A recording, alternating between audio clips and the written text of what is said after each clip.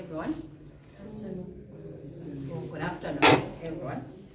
I'll speak mainly with regards to the voters' roll and all other, key electoral milestones.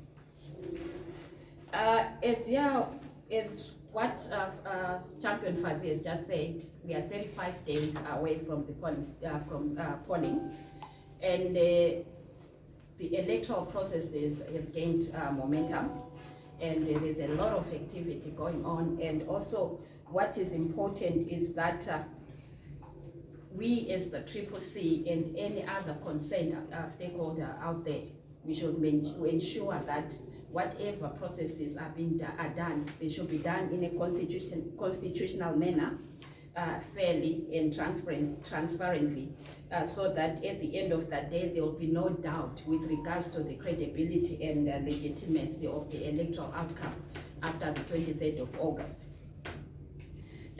In that regard, let me talk about the voters' roll.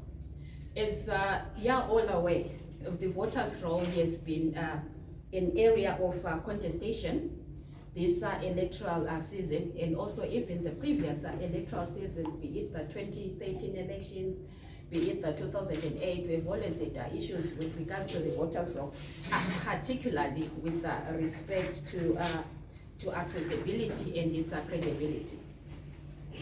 The last time we received the voters' roll as a party was in January 2022.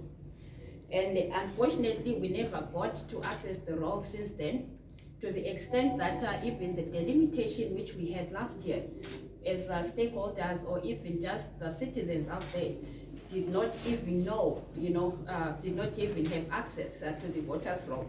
Moreover, as you are aware, the delimitation is premised on the numbers of registered voters.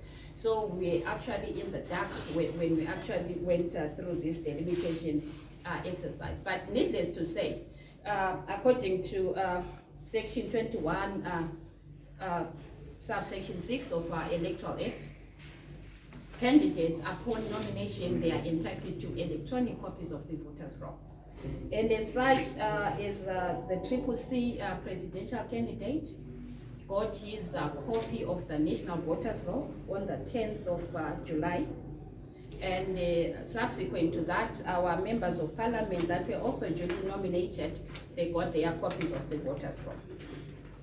Be that as it may, Section 21, subsection 7 of the Electoral Act clearly spells that where a voters' roll is provided in electronic form, in terms of subsection 3, 4, or 6, of the Electoral Act, its format shall be such as allows its contents to be searched and analyzed. So there is the emphasis on the analyzability and searchability of the voters' roll. Upon receipt of the national voters' roll for our presidential candidate, as the CCC, we were shocked to note that the voters' roll was in PDF format. As you are all aware, the PDF format is an output format intended for reading purposes only. There is no way you can analyze using PDF. Even the searching function, if the Control F function, is just limited. It does not allow for a comprehensive search.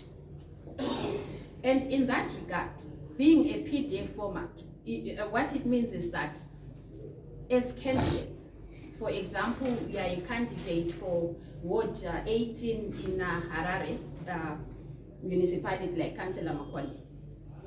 From the national voters' roll, you cannot ascertain the registered voters in that particular ward. Neither, even if you say you want to analyze specific demographics, like a specific age group, for example, the youth age group, the 18 to 35-year-old, at a particular constituency or ward, you can't do that because of the limit of the restrictions of that particular file.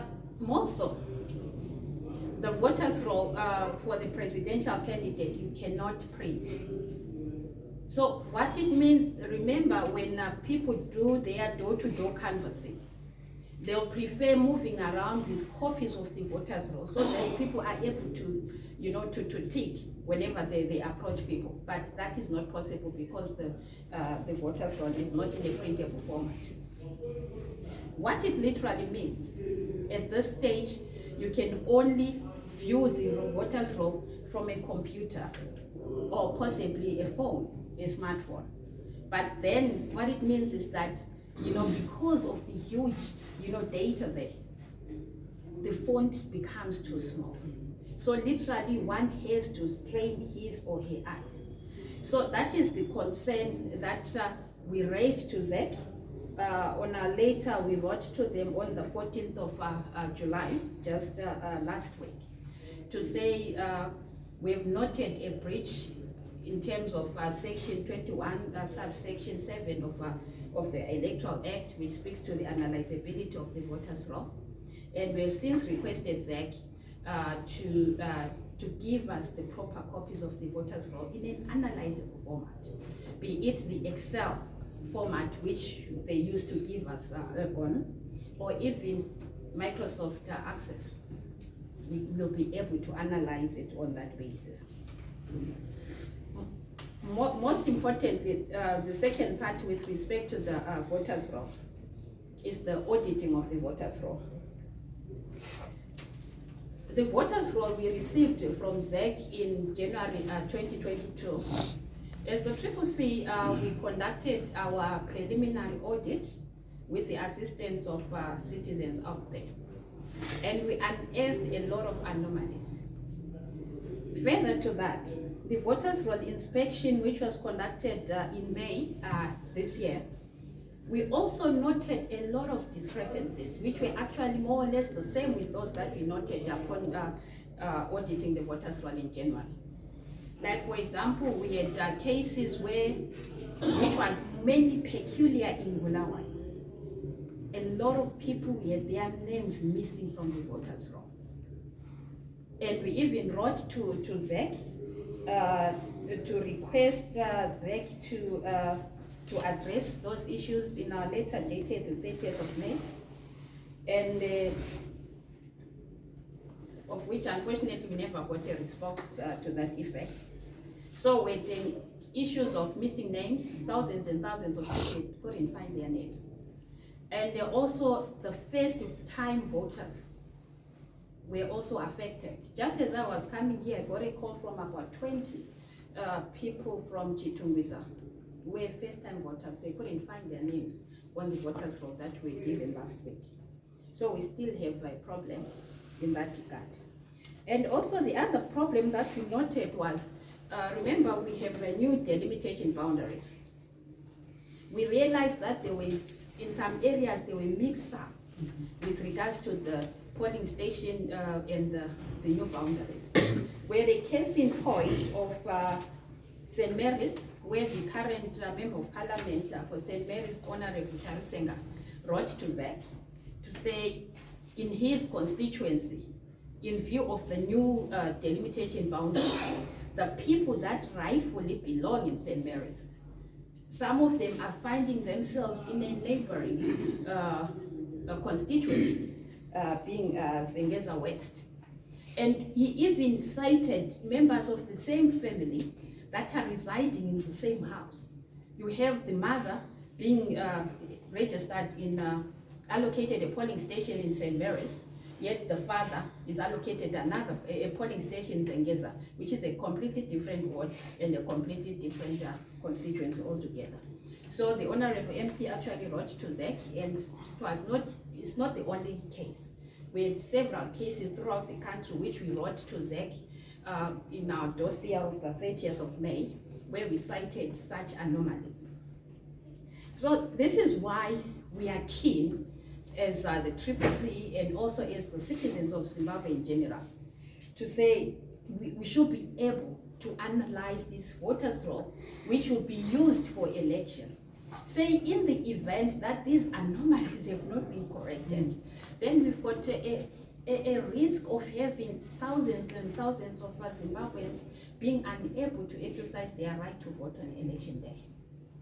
So this is why we're keen to get the voters' roll in an analyzable format and see if those anomalies can be addressed. We have cases, for example, polling stations, some people were displaced from their polling stations, some placed in areas which are 10 kilometers away from their places of residence, different constituencies, different wards.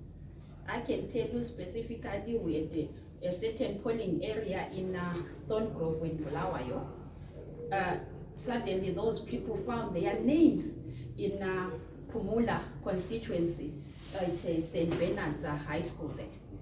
So those are some of the concerns that we raised, and it is our hope that we'll be given the opportunity to analyze this voters' roll as soon as possible and ensure that corrective measures are put in place before the election. You know, our president always says the voters' roll is like a syllabus for every academic study. In the event that you study a wrong syllabus, then we are likely to fail the exam. So as Zimbabweans, we want to fail the exam because of the voters' roll issue.